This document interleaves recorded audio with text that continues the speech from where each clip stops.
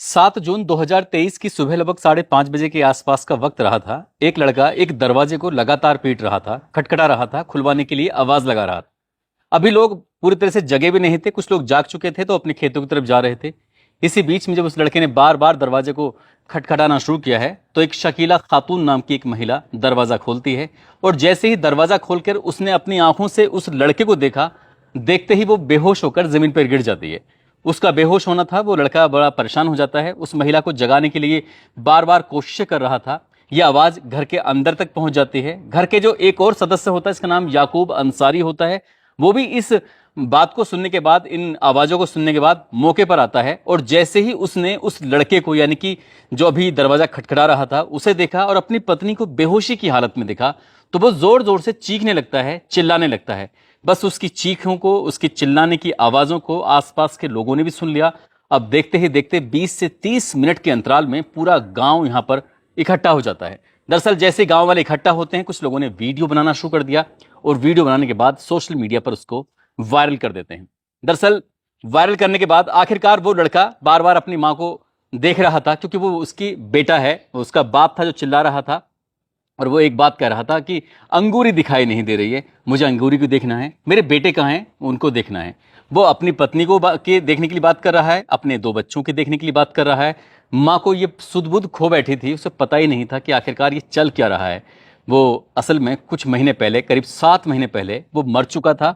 उसका परिवार वालों ने सुपुर्दे खाक कर दिया था, और वो अखबारों में भी खबर छपती है, सब कुछ ठीक ठाक था। लेकिन अपने बेटे को जिंदा देखने के बाद बड़ी हैरानी हो रही थी। जब माँ को होश आता है तो माँ कहती है कि बेटा, तुम मर चुके थे, इसलिए तुम्हारी जो पत्नी है उसकी शादी हो चुकी है, वो अपने ससुराल में रह रही है। वो लड़का बड़ा परेशान हो जाता है ये बात सुनने के बाद कि आखिरकार ये सब 6 महीने में इतना कुछ कैसे बदल सकता है। दरअसल आज की कहानी सुनने के बाद आप लोग भी हैरान हो जाएंगे, सोचने पर मजबूर हो जाएंगे कि ये सब अचानक से ये सब क्या हुआ, कि इसमें कई जिंदगी बर्बादी की कगार पर पहुंच जाती हैं। आदाब, नमस्कार, सत श्री अकाल। मैं उस्मान सैफी। आज की जो सच्ची घटना मैं आपको सुनाने जा रहा हूं, ये सच्ची घटना है उत्तर प्रदेश के जिला शाहजहांपुर की।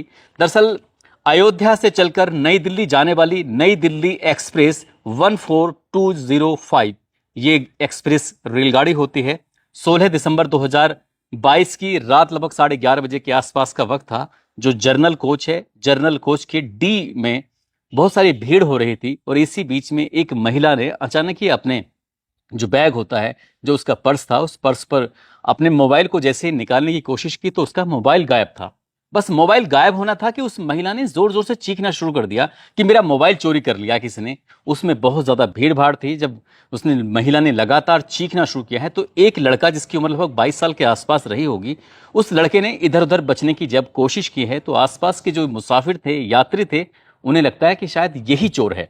अब उन्होंने उस लड़के को और पकड़ के उसको पीटना शुरू कर दिया। वो लड़का बार बार कह रहा था कि साहब, मैंने चोरी नहीं की है, मेरे पास कोई मोबाइल नहीं है। और लगातार जब उसे पीट रहे हैं तो इसी बीच में कुछ लोगों की नजर पड़ती है कि मोबाइल था जरूर, लेकिन वो जमीन पर पड़ा हुआ था, यानी कि जो बोगी थी उसी के उस पर पड़ा हुआ था। अब आखिरकार उस लड़के के साथ होता क्या, कुछ लोगों ने तो उसे छोड़ दिया, लेकिन इसी बीच में 1127 संगम विहार कॉलोनी, थाना नंदग्राम, जिला गाजियाबाद, उत्तर प्रदेश का रहने वाला, नाम उसका नरेंद्र कुमार दुबे होता है। अचानक ही उसके अंदर कहां से पावर आती है, ताकत आती है कि बाकी सब लोग तो उस लड़के को पीट पाट कर छोड़ चुके थे, लेकिन इस नरेंद्र दुबे ने उस लड़के को, जिसकी उम्र लगभग 22 साल के आसपास रही होगी, उसको बेवजह पीटना शुरू कर दिया। उसने कहा कि तुम चोरी करते हो, पर लोगों को परेशान करते हो। वो उसे पीटता पीटता बिल्कुल जो मेन गेट था, दरवाजा था, वहां तक लेके जाता है, और पीटता पीटता उसमें इतनी जोर की लात मारता है कि वो जमीन पर गिर जाता है, यानी कि चलती ट्रेन से उसको फेंक देता है। बस इसको फेंकना था। अब इस बोगी के अंदर जो पूरी खचाखच भरी हुई थी, हंगामा खड़ा हो जाता है। लोग सोचने पर मजबूर हो जाते हैं कि अचानक ये सब हो क्या गया है। तभी किसी ने चलती ट्रेन से 112 नंबर पर पुलिस को फोन कर दिया। जैसे ही 112 नंबर पर पुलिस को फोन किया, पूरी कहानी बताई जाती है कि एक रेलगाड़ी है जो कि अयोध्या से चलकर नई दिल्ली की तरफ जा रही है। हम शाहजहांपुर की बात कर रहे हैं। यहां से कुछ ही दूर चलने के बाद एक महिला का मोबाइल था, वो गायब हो जाता है। उसके बाद फिर हंगामा खड़ा होता है, और इसी बीच में से एक लड़के की पिटाई होती है, और पिटाई होने के बाद उसको जमीन पर फेंक दिया जाता है, यानी कि चलती ट्रेन से फेंक दिया जाता है। जैसे ही पुलिस को यह सूचना मिलती है, पुलिस एकदम सक्रिय हो जाती है, और अगला जो जंक्शन था, रेलवे स्टेशन था, वो बरेली का जंक्शन था। जीआरपी थाना प्रभारी होते हैं विनोद कुमार, अपनी टीम के साथ उस बोगी को, जो जर्नल डी बोगी थी, उसको चारों तरफ से घेर लेते हैं। भीड़ ज्यादा थी, वहां से किसी को भागने का अवसर मिल ही नहीं पाता। आखिरकार इसी बीच में एक और लड़का होता है जिसका नाम है आलोक कुमार। आलोक कुमार जो कि अयोध्या की नई सब्जी मंडी का रहने वाला होता है। उसने इस पूरे वाकये का एक वीडियो अपने मोबाइल में उतार लिया था और उस वीडियो को उसने मोबाइल में उतार लिया। इसी बीच में जब पुलिस मौके पर पहुंचती है, मौके पर आने के बाद फिर पूछा जाता है कि आखिरकार पूरा माजरा क्या है। तब उसने आलोक कुमार ने ये पूरा पुलिस को वीडियो दिखाया, कहा कि देखो साहब, यहां कुछ इस तरह का मामला था। एक लड़का था जिसकी बेवजह पिटाई कर दी गई, पिटाई करने के बाद उसको ट्रेन से धक्का दे दिया। अब ये बात सुनने के बाद जो जंक्शन बरेली की पुलिस टीम होती है उसने शाहजहांपुर की पुलिस को फोन किया और फोन करने के बाद कहा कि यहाँ एक बोगी के अंदर कुछ इस तरह का हंगामा हुआ था, आप देखिए क्या किसी को फेंके जाने की बात सच है कि नहीं है। अब इसके बाद फिर पुलिस ने ये पड़ताल करना शुरू कर दिया। पड़ताल करने के बाद पता चलता है कि शाहजहांपुर का एक थाना लगता है तिलहर, और तिलहर थाना क्षेत्र का एक गांव लगता है गुलचप्पा। गुलचंपा में दरअसल जब पुलिस ने जांच पड़ताल करना शुरू किया है तो छत विक्षत हालत में वाकई एक शव मिलता है जो रेलवे ट्रैक के किनारे पड़ा हुआ था। अब पुलिस ने आईपीसी की धारा 302 के तहत मुकदमा दर्ज कर लिया। जिसने फेंका था उसका नाम नरेंद्र दुबे था, उसके खिलाफ मुकदमा दर्ज कर लिया जाता है और 17 दिसंबर 2022 को उस आरोपी को गिरफ्तार करके जेल भेज दिया जाता है। ये जो वीडियो था वो सोशल मीडिया पर बहुत तेजी के साथ वायरल होना शुरू हो जाता है। दरअसल एक लड़के के साथ मारपीट होती है, चोरी का इल्जाम लगाया जाता है, उसको गिरा दिया जाता है और उसकी जो लाश है वो शाहजहांपुर की मोर्चरी में रखी हुई है। बस ये सूचना थी और ये सूचना जब वायरल होती है तो वायरल होते होते बिहार प्रदेश का एक जिला मुजफ्फरपुर लगता है और मुजफ्फरपुर जिले का एक थाना लगता है तुर्की, और तुर्की थाना क्षेत्र का एक गांव लगता है खरोना तारसन। दरअसल यहाँ के रहने वाले 3 व्यक्ति होते हैं। एक का नाम याकूब अंसारी होता है, एक का नाम सोराब होता है, एक नसीर होता है। ये लोग वहां शाहजहांपुर पहुंचते हैं, पुलिस से संपर्क करते हैं। संपर्क करने के बाद कहते हैं कि साहब, हमारा बेटा है जो कि लखनऊ से वापस दिल्ली की तरफ जा रहा था, ये हमारा बेटा है, हम उसे देखना चाहते हैं। हमने वीडियो में जो देखा है उस वीडियो से बिल्कुल साफ साफ लग रहा है, एक बार लाश दिखवा दीजिए। अब मोर्चरी में रखी हुई लाश देखी जाती है तो उसके 6 टुकड़े हुए पड़े थे। अब पुलिस वालों ने कहा कि जाकर देख सकते हो। उस लाश को देखने के बाद जो ये व्यक्ति है जिसका नाम याकूब अंसारी है वो फूट फूट कर रोने लगता है। कहता है कि साहब, ये तो मेरा ही बेटा है। दरअसल ये दिल्ली में यहाँ काम करने के लिए गया था और इस तरह से कोई बात हो गई है। उन्होंने रोना धोना शुरू कर दिया, लेकिन उसके 6 टुकड़े थे। वो सोचते हैं कि आखिरकार हम इसको कैसे लेके जाएंगे। परिवार के लोग जब इस लाश को देखेंगे तो उनका भी रो रो कर बुरा हाल हो जाएगा, इसलिए इसकी मिट्टी को हम खराब नहीं करना चाहते। यहीं शाहजहांपुर में ईदगाह रोड पर एक छोटे खुतबे के पास एक कब्रिस्तान लगता है, वहां पर मुस्लिम रीति रिवाज के हिसाब से उस लाश का सुपुर्दे खाक कर दिया जाता है। उस लाश का सुपुर्दे खाक कर दिया जाता है। जो आरोपी था उसको जेल भेज दिया जाता है। वक्त आगे बढ़ जाता है और वक्त आगे बढ़ने के बाद दरअसल जो उसकी मरने वाले की बीवी होती है, नाम उसका अंगूरी होता है, 2 उसके बच्चे होते हैं। अब अंगूरी क्योंकि अपने पति के लिए उसे पूरी तरह से इत्मीनान हो जाता है, क्योंकि उसका पति तो मर ही चुका है। आखिरकार उसने ये दूसरी शादी करने का फैसला ले लेती है और वो यहाँ से बिहार के ही एक वैशाली जिला लगता है, वहां पर शादी कर लेती है। बच्चे शायद उसके पास हैं या नहीं, इस बारे में मैंने पता करने की कोशिश की लेकिन पता नहीं चल पाता। वक्त आगे चला जाता है और ये तारीख थी 7 जून 2023। लगभग 7 महीने इस घटनाक्रम को हो चुके थे और अचानक से ही एताब अंसारी जब अपने घर के दरवाजे को पीट रहा था, उसकी मां बेहोश हो जाती है। पिता को आश्चर्य हो रहा था कि जिसकी लाश को वो अपने हाथों से दफना कर आया है, दरअसल वो जिंदा कैसे हो सकता है। देखते ही देखते पूरे गांव में खबर आग की तरह फैल जाती है। लोग इसका वीडियो बनाते हैं, वीडियो बनाने के बाद सोशल मीडिया पर वायरल कर देते हैं।